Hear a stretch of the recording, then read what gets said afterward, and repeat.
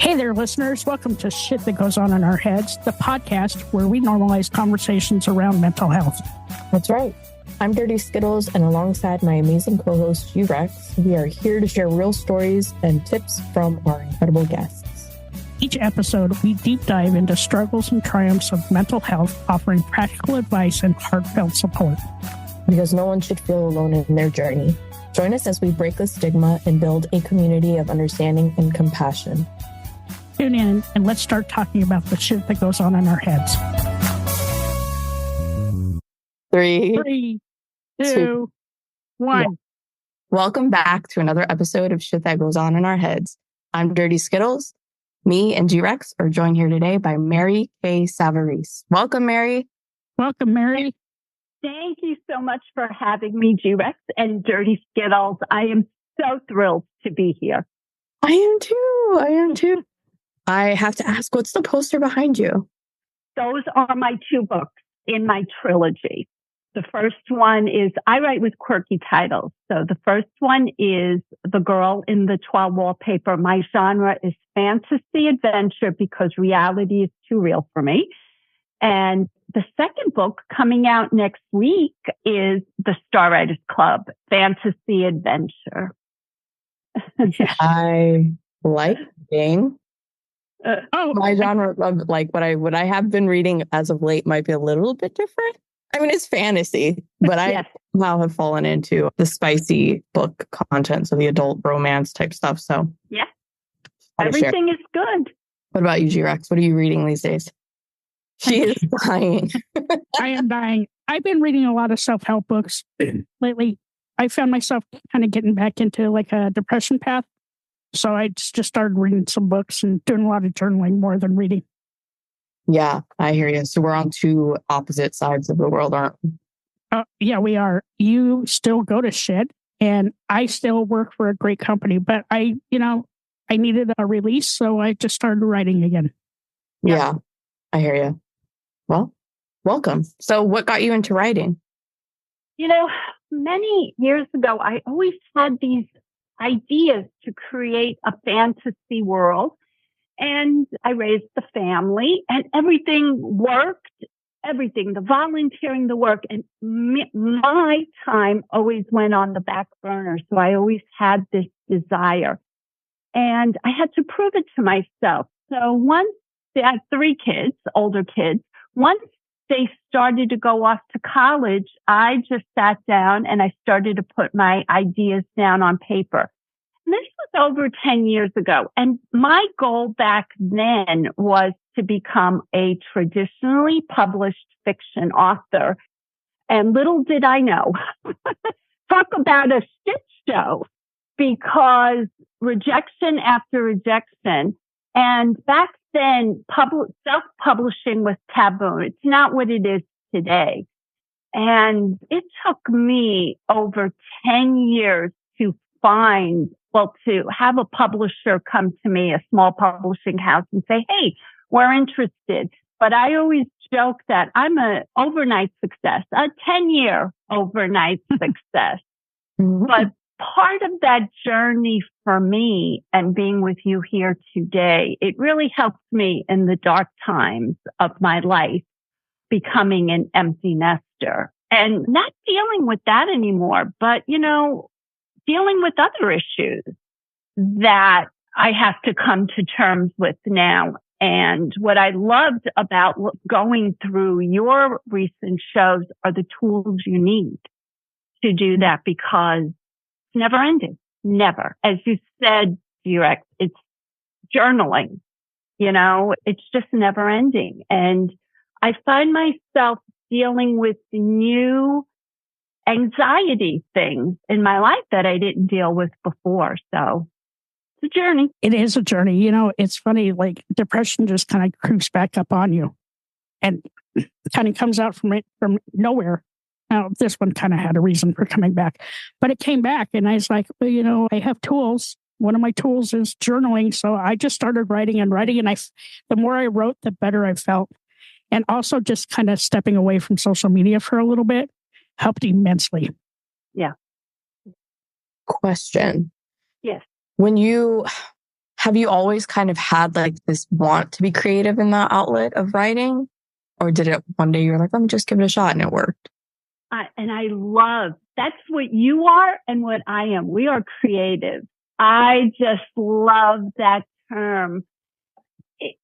Like I said, it was always something, it was a passion that was always in my belly. And it took a while for, as I said, I had to have time for myself. And once the kids started to leave the nest, that's where my writing really took off.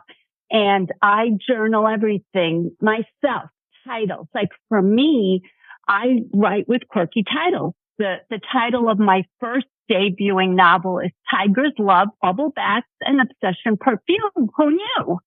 And that was a murder mystery. And that was the first book that I received a contract for. So it's always been, I start with something in my life that I'm exposed to. And that particular title, I had visited a reserve in St. Augustine, a wildlife reserve, and there was this beautiful 600-pound Siberian tiger that walked across the plank and slipped into this vat of bubbles, and they sprayed Obsession perfume on the tiger's tongue. And I went, oh my God, my mouth was open. I said, that is the title of my next novel, because here's this creature. He was like a person just swimming in the bubbles. And I created a whole story around that. And basically the girl in the toile wallpaper, when I live in Florida now, back then I lived in Connecticut and I love toile. Now, toile is not a mural. Toile is very artistic. It can be fabric. It can be wallpaper, anything. It's been around for centuries and it's two very vibrant colors and it tells a story. It has different scenes and I loved it so much. I had so much wallpaper in my house. I couldn't even sell my house because they said it was just too much. But when I looked at that wallpaper, I saw love, I saw betrayal, I saw everything. And I wrote the story. And, and after, you would think as a creative, as an author, the Tigers book did exceptionally well, award-winning, 8 awards, best-selling. And then when I went to my publisher, I said, I have an idea for a trilogy. And they said, we're not interested in trilogies. And I approached another small publishing house, an all-women's publishing house, and they were interested. And then I went, oh, can I say the word? S-H-I-T? Is that right? Oh, yes, yes, absolutely. Absolutely. I went, oh, shit. I just sold them a trilogy. I'm halfway through the first one. I have a general idea of the second one, and I have a general idea of the third one. And it was like, oh my God. Talk about anxiety. But one thing I find as a creative, this is what helps me. I hate the marketing part. I hate all of that. And the girl in the toile wallpaper has won like 6 awards. But I love the creative part because I've learned I deal with severe anxiety. And I learned that if I am creating, all that goes away. So that is my desire. That is my passion. My husband runs around, does a million things. I'm a homebody. Just leave me to my writing and I am in heaven. That's my love language. You're talking about my, I'm like, that just sounds perfect to me. So I have to take a moment here because I find it very interesting. Your creative outlet, right, helped you deal with anxiety. And then G-Rex, you also going through your battle with depression and just life and turning to journaling to help you with that. And I just think it's like the both of you are on the same level, but just different sides of that scale. So I just think that's super interesting. And I had to at least acknowledge it. So G-Rex, for you, where you are now, because I know you're writing, I know the last time we talked, you were having like a bit of a writer's block. Are you still there, or are you able to kind of work through at least journaling through it? Well, over the last, couple of weeks, I got a trauma response, right? So I was able to take that trauma response and it opened up a block. So I've now been able to like really take like that trauma that happened right around Christmas time and put it on paper. And that's exactly where I want it. I want it out of my head and onto some paper, but it's very healing. Like I would say over the last week, I've probably written like over 100 pages and just like really like zoned in on that. My little empathetic heart needed to find an outlet. And so after I talked to my therapist, she's like, go back to writing. So I did. I went back to writing and it's night and day. I'm able to take all that negativity and all the hurt and all the pain and put it on paper. And then once I do that, I can walk away and I feel so much better. And I really think that like journaling is great. And sometimes it's not words. Sometimes it's doodles. Sometimes it's just random thoughts. But when I went back and read it, I was like, damn, this is good. I think that's what happens, right? Like, I think when you start to feed that part of yourself and like invest time back into something that's making you happy or it's serving a purpose for you, like, I just think that's like the best to just be able to dive into yourself like that. So, Mary Kay, when your kids left, like when you became an empty nester, did you find that's really when your anxiety like really started to kick in? I've had anxiety my whole life, but not something that I didn't even think about it. It's not something I wasn't able to control. And sometimes there's an anxiety that it's good because it prevents you from procrastinating. But then there's that bad anxiety. So basically what happened for me when the third was a senior in college, something went on that subconscious level in my brain. And what happened to me was it exposed, that anxiety exposed itself physically. I remember I was and my legs would go numb. My arms would go numb. And I had no idea it was this severe anxiety. So at that point, I had all these physical tests done and there was nothing wrong. That's where you start. And that's when they say, look, time to get some help. And I always avoided that. I'm like, don't need any help. I could figure this out by myself, right? Women, we wear so many hats and we're always doing a million things. Well, it got worse and worse.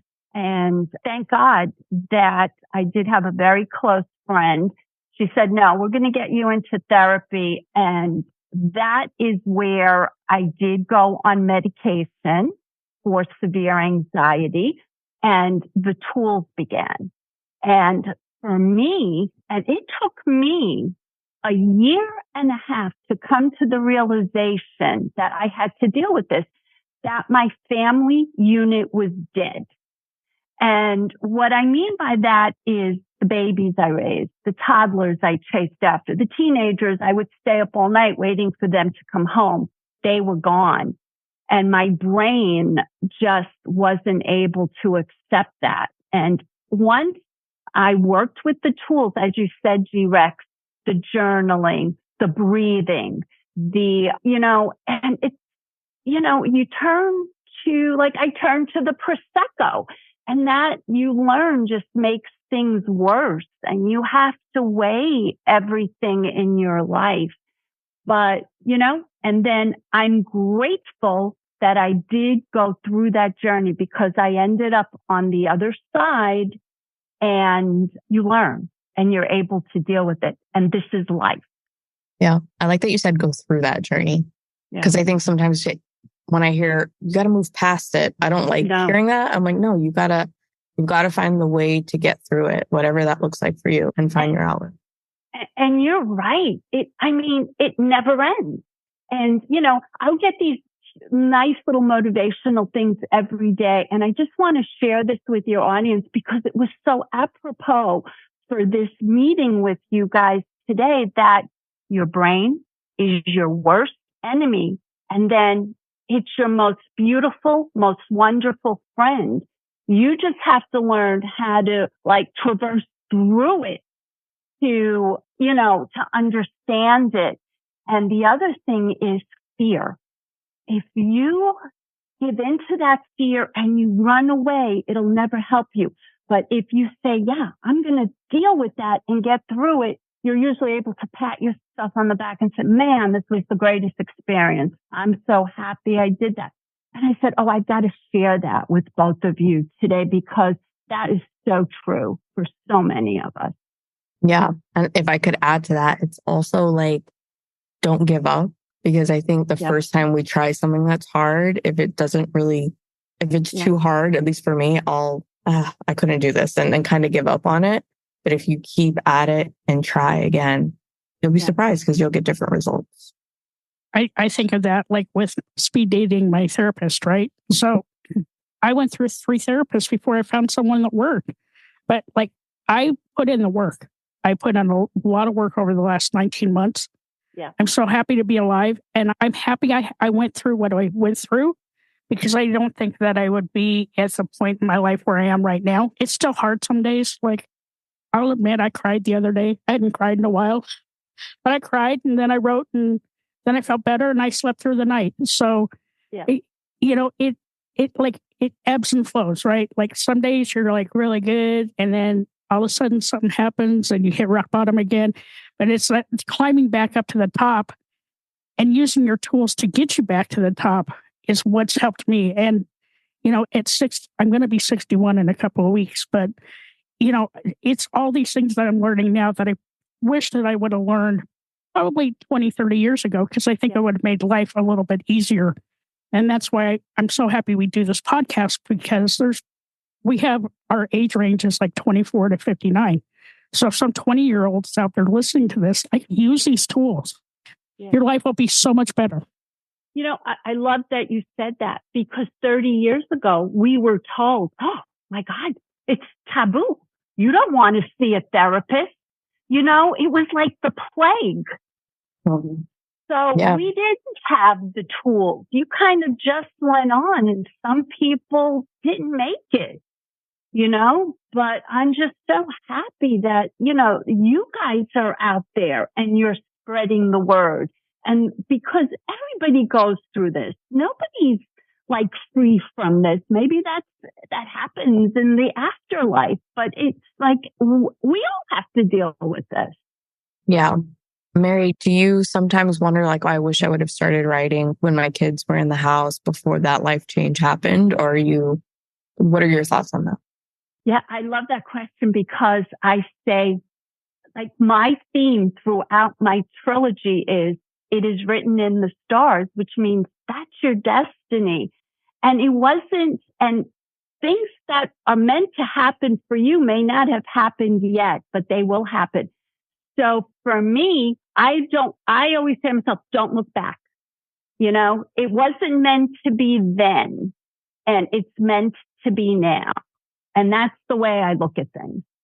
Yeah.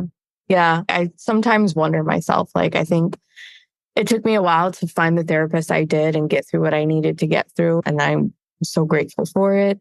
I wonder sometimes, should I wish that I would have done this earlier? Because I think to some degree, I wasn't ready for it.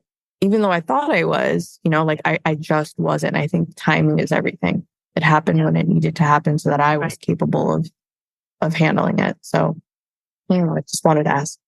Yeah. Well, you're a badass. So, Who? Yeah, you're a badass. So, Mary, another question I had is, like, do you rethink about what your books are?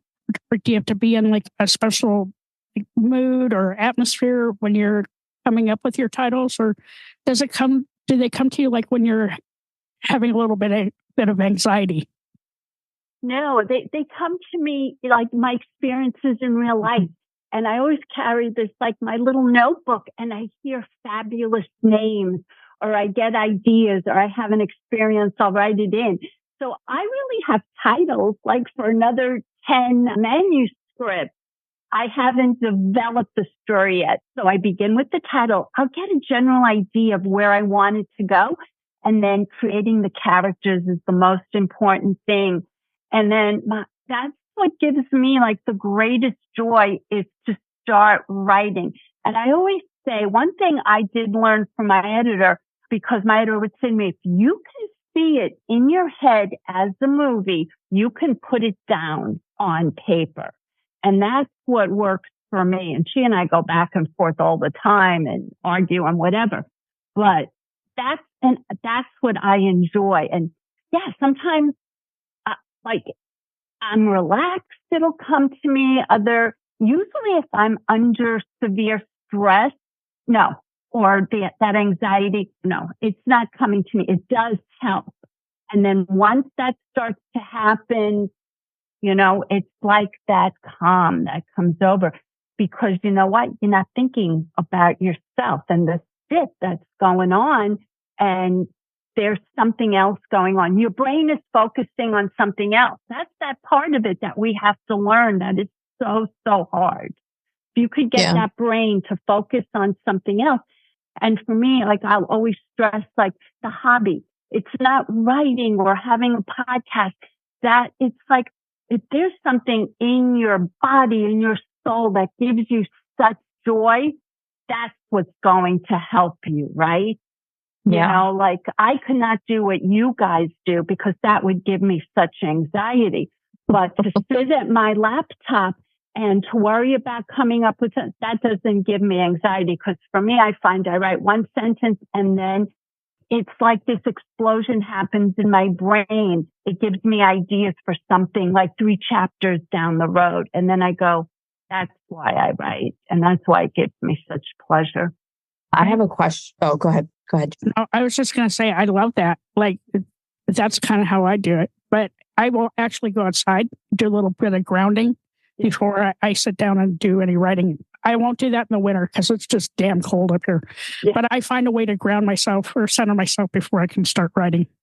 Center yourself. God, yeah, that's what I was thinking. I'm an ex-New Yorker. I grew up in Brooklyn. So. Yeah, winters here suck, but it's okay. It's better than hurricanes. Yeah, true. We have our issues too. I'm curious, do you feel like these books, whether they're fantasy or not, are an extension of some part of you? Oh gosh, an extension like of a piece me. of who you are. Here's why I ask. I'll tell you why. I'll tell you where my thought was going. Because I heard you said a line where sometimes you'll go back and forth with your editor. And for whatever reason, the immediate thought I had in my mind was like, oh my gosh, how would I handle that? Because I would pour myself into some sort of a creative outlet. But now somebody has to consume that. And I get like this with the podcast, right? So somebody has to take it in and either like it or not, right? So like, how would I be able to stand for something that I created if somebody else didn't like it? So that's kind of where I was going with it. Like, how do you, I guess, stand up for what you've written and what you've created? Well, one thing I did learn is as an author is any book that is out there, it begins as a manuscript. It is that heck is edited out of it for good reason. And you can love your editor, you can hate your editor, but damn, they know what they're doing. And there are many times that I finally just give in because they say, no, I want to go. But there are times where I know my characters inside out. They're not really me. They're figments of my imagination. And as I'm writing, I have to ask myself, what are these characters' motivations? So I don't walk around and I become the characters like loud. I become the character in my head to work through like why they should do this or why they should do that. And boy, I'll tell you, if there's a reason I feel it is so critical to that story, I'll fight the editor on it. But other times it's like they have such incredible ideas and they know how to manipulate your words and the sentence. And the editor that I've worked with or the editors on Publish Up, man, they really give you that masterpiece that you want. And yeah, it sucks. It sucks because they told me many times, how many times am I going to tell you? You don't know what you're doing. You know how many times I've heard that? Yes. And you really, and then that's where the drink comes after I'm done with them. It's like, phew, I need a couple of drinks tonight because they just like squashed you. But that's the journey. And then on the other end, when you get that book and it's, you're like, shit, they knew what they were doing. Excuse my language. No, no, you don't have to know. You don't have to worry about your language on this podcast. Not at all. I know. I was like, I'm surprised have I sworn yet? I have a really bad potty mouth. I was gonna say I'm always dropping F-bombs. So me too. Yeah. No, go ahead. I was just gonna say, like, you're giving me so, because a part of why I think I haven't opened up how like my little creative outlet, like I can resonate with you 100% when you say your husband's out doing a million things and your happy place is here. Like that is me. Right now, I'm spending time to redo my room, my happy place, that will allow me to be creative in there, right? Because I have all these ideas and I'm writing notes and I have this stuff that I want to do, but I've always been battling with the fear of failing. Yeah. If I am investing a part of myself, and I don't quite know where this came from, so maybe I should go back to therapy. But if I am investing my time, my money, I don't want to fail. And that's silly, right? Because like, that's part of life. You gotta, and so I'm getting to that stage where I'm like, you just got to do it. Like, what is the worst that can happen? Right? Exactly. That's like you hit the nail right on the head. The older you get, the more you hear failure is good. Everybody fails. And you can come out on the other end. And it's like one door closes. Like for you guys, what you're going through the job, one door closes. And I truly believe there's going to be something better that opens up, because I'm always that positive person. And one of the things you learn with the anxiety and depression is the more positive you are and the more grateful you are. And that is such a big help to get through it. So true. So like when we were talking about failure, we've had a couple of bad reviews on the podcast, and, I looked at them and I reviewed them, and I still know in my heart that we're doing the right thing. Mm-hmm. And we may not be everybody's cup of tea. And I get that. But I fully believe in like our podcast, and my, Dirty Skittles is my best friend. I get to do this one Saturday a month with her. And we've learned so many different tips and tools and tricks on just how to manage my own depression, right? Like, I still go to therapy. I go to therapy at least once a month. But, there's other people that have gone through something similar where they may have a different tip or trick. And I'm always looking to try something new. Yeah. Fuck those people, dude. And they'll kick rocks. Also, it's a choice. If you don't like it, don't listen to it. Right. Amen. But no, you're giving me hope hearing your story, Mary, because it's helping like me kind of reiterate this to myself. Like, dude, you can do this. Like, it's fine. Like, it's not, I don't have to put so much pressure on it. I'm doing it for me at the end of the day. It's what I like to do. I like to be creative in whatever that means for me, So I don't know. I appreciate you sharing this. Yeah, no, I mean, if there's something that you love to do, like I said, I had so many 10 years of rejections, but because this was such a passion, and I always felt, you know what, if I never published or, at least I could go back and create, because that was my outlet. That was my journaling, is to create these fantasy worlds. Yeah. I have a random question. If you could relive any day exactly how it was, you can't make any changes, relive that day, what day would you pick? I guess when I had my first child. Your life totally changed from that point on. Yes. Yeah. What about you, G-Rex? I would go back to, it was right before my mom had passed away. I'd flown out to Colorado to spend some time with her. I would take that afternoon back. Yeah. It was super healing, super emotional. It was the last time I got to see my mom alive. Mm. But it was like, it was healing. Yeah. Yeah. I would not redo, this might not be a popular thing to say, but I would not redo my son's first birth. I hated being in labor. Oh, God, yes. Traumatized. But what I would, there's one day that in my mind was almost perfect, which is hard because I'm a perfectionist.